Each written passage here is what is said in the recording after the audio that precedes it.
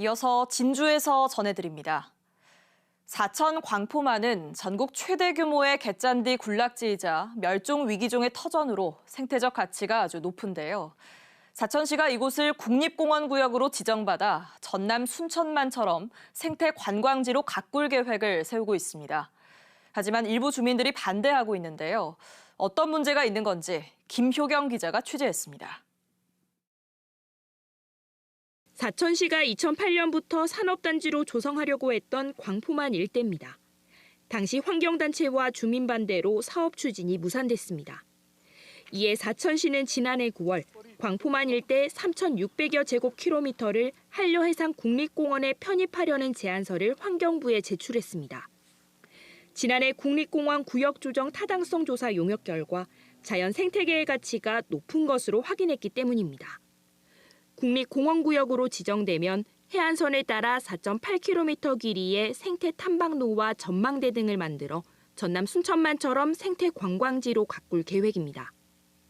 하지만 생태 탐방로 주변 일부 주민들이 반대하고 나섰습니다. 환경부가 공원 지정을 위해 환경 영향 평가를 진행하면 주변 축사 운영과 어업 활동 등을 제재할 수 있다는 겁니다. 환경부에서 하는 거하고 사천시하고 많은 차이가 많습니다. 동의도 없이 일방적으로 사천시에서 진행을 하기 때문에 그래서 우리들은 반대를 하고 있습니다. 사천시는 환경영향평가의 경우 관광지를 30만 제곱미터 이상 만들 때 거치는 절차일 뿐 어떠한 제재도 없다고 말했습니다. 또 주민들이 요구하면 언제든지 설명회를 열 계획입니다. 통영 같은 데는 바다에 공원구역이 많습니다. 바다에는 양식장이 엄청 많아요. 다 개발이 되고 생산 활동도 하고 있고 행위 제한은 전혀 없는 것으로 그렇게 판단하시고. 국립공원 편입 반대 대책위는 다음 달 중순쯤 주민 토론회를 마련해 의견을 수렴하기로 했습니다. 광포만 국립공원 지정 여부는 내년쯤 결정될 예정입니다. KBS 뉴스 김효경입니다. 지리산 주능선에서 지난 19일 올가을 처음으로 상고대가 관찰됐습니다.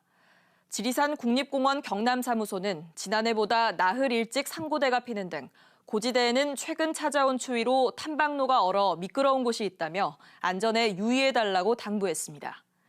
상고대는 습도가 높은 안개나 구름의 물방울이 나뭇가지에 얼어붙어 생기는 현상입니다. 진주시가 지역 공공시설물 관리와 이용자 만족도를 높이기 위해 시설공단 설립을 추진합니다. 진주시는 경남시 지역 가운데 진주시만 시설공단이 없다며 다음 달 예비 타당성 검토 용역을 시작해 2023년 시설공단을 출범시킬 계획입니다. 진주시가 유네스코 창의도시 지정을 기념해 마련한 제1회 진주 전통공예 비엔날레가 다음 달 4일부터 21일까지 경남문화예술회관 등에서 열립니다.